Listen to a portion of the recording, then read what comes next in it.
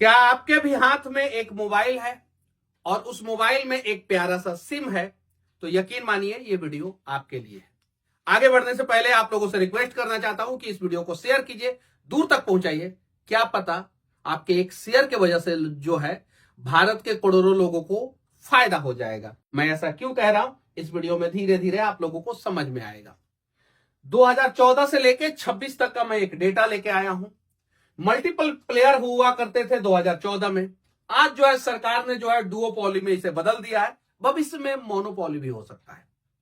अब multiple player का फायदा क्या होता था वो मैं आप लोगों को बताने जा रहा हूं। मल्टीपल प्लेयर का फायदा होता था कि मोबाइल नेटवर्क ऑपरेटर कंपनियां जो है बहुत प्रकार का जो है आप लोगों को सुविधाएं दिया करती थी और उन सुविधाओं में जो है आप लोगों को फायदा होता था।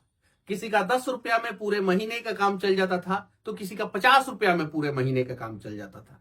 आज आप होली के समय में रंग खरीदे या ना खरीदे, लेकिन आपको इस बात का टेंशन जरूर रहता है कि हम मोबाइल का रिचार्ज कहां से कराएंगे, कहां से हमारे पास 450-500 रुपया आएगा।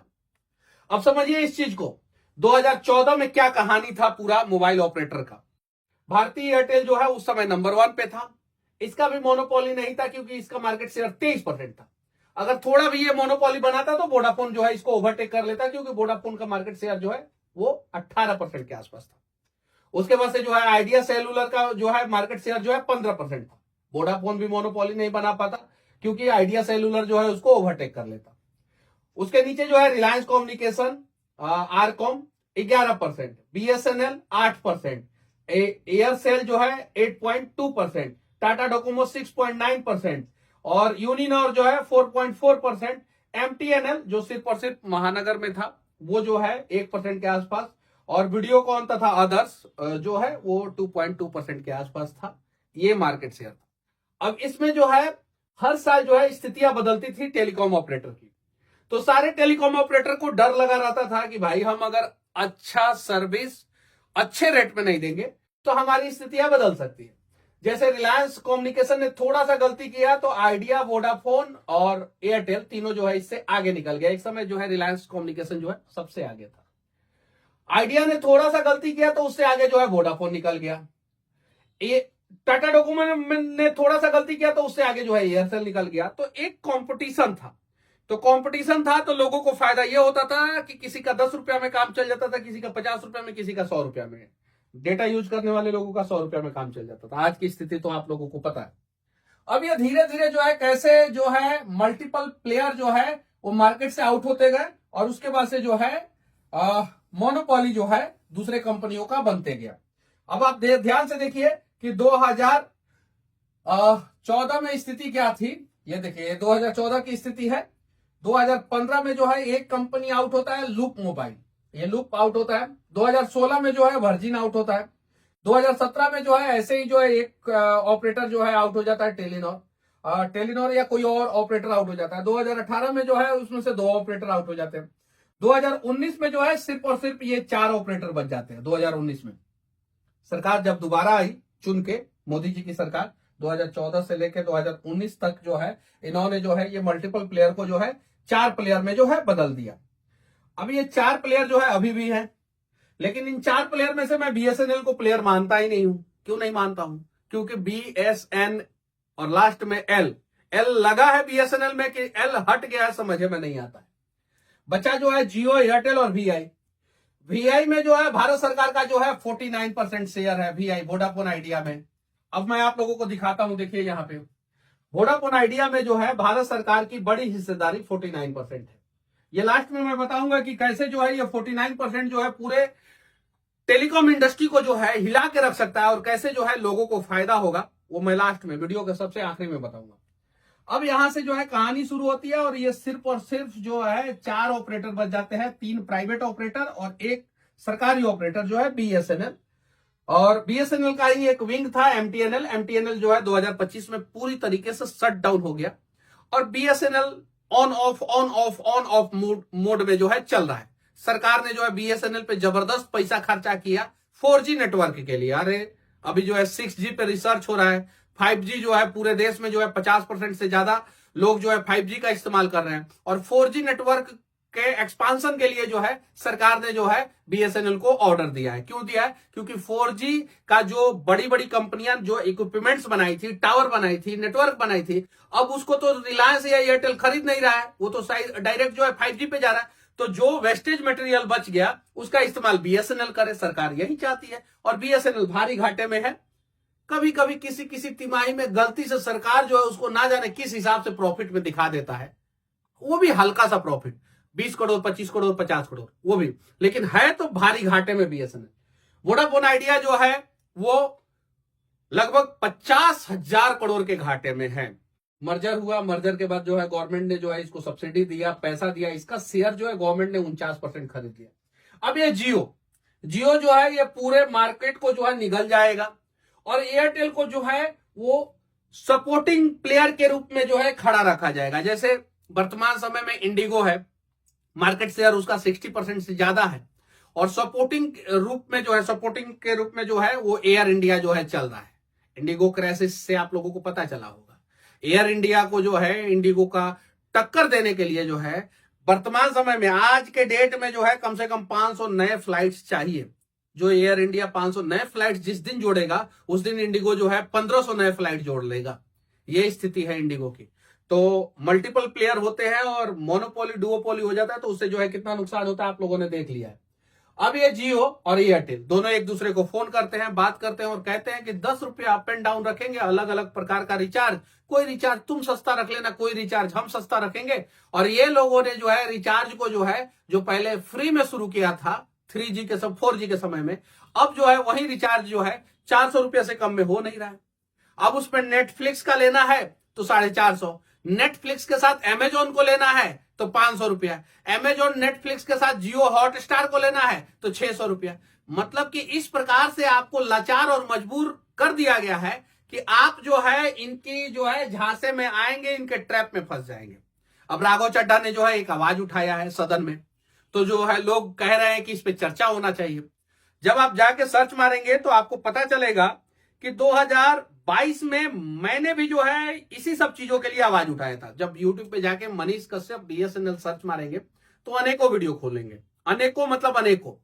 मैं अलग अलग जगहों पे जाके, दिल्ली जाके जो है, लखनऊ जाके जो है, पटना जाके जो है, अलग अलग जो बीएसएनएल हेडक्वार्टर में जाके जो है मैंने वीडियो बनाया था कि भाई जो है इनकमिंग कॉल पे जो है पाबंदी सरकार नहीं लगा सकती है। अब आते हैं असली मुद्दे पे।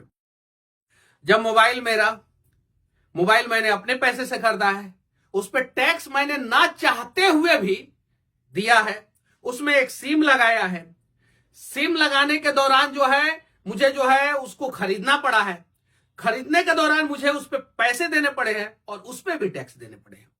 तो भाई आउटगोइंग पे पाबंदी आप लगा सकते हैं ना, इनकमिंग पे पाबंदी कैसे लगा सकते हैं? और कौन होते हैं आप इनकमिंग पे पाबंदी लगाने वाले? इनकमिंग पे जो आप लोग पाबंदी लगा रहे हैं उससे नुकसान क्या हो रहा है? मैं आप लोगों को बता देना चाहता हूं कि इनकमिंग पे पाबंदी लगाने से नुकसान ये हो रहा है कि एक गांव में बैठा गरीब जिसका बेटा जो है पंजाब, दिल्ली, मुंबई में काम कर रहा है, उस बेटे के साथ अगर कुछ दुर्घटना हो जा रहा है तो वो गांव में जो है अपने माँ बाप को फोन नहीं कर पा रहा है क्योंकि माँ बाप के मोबाइल का इनकमिंग बंद है। माँ बाप घर पे पड़े हैं, बुजुर्ग हो गए, बूढ़े हो गए हैं, उनकी तबीयत खराब है और उनके मोबाइल में रिचार्ज नहीं है, वो पड़ोसिया से मोबाइल लेते हैं और फोन करते हैं और बेटे के पास तो पता चलता है बेटा का जो है इनकमिंग जो है 2 दिन से बंद है। इधर माँ बाप का देहांत हो जाता है और बेटा जो है पंजाब में, दिल्ली में, मुंबई में कमा रहा होता है क्योंकि कुछ पैसा हो जाएगा तो पिताजी के इलाज के लिए जो है गांव में भेजेंगे।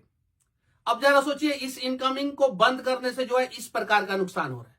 अब 1-2 दिन तो लोगों को समझ में नहीं आता है और 1-2 दिनों में जो है कितना बड़ा दुर्घटना हो जाता है ये सरकार को नहीं समझ में आता। एक नियम सरकार लगा दे कि अगर कोई भी जो है मोबाइल का इस्तेमाल करता है तो उसका आउटगोइंग बंद कर दिया जाएगा। जब टैरिफ खत्म हो जाएगा तो इनकमिंग 90 दिन तक चालू रहेगा और 90 दिन के अंदर अगर वो रिचार्ज नहीं कराता है तो जो है उसका इनकमिंग बंद किया जाएगा। एक समय आपके हाथ में मोबाइल हुआ करता था और आपके पास ऑप्शन हुआ करता था कि इनमें से किसी का जो है आप जो है ले सकते थे, किसी का भी, मतलब किसी का भी, जिसका मन किया।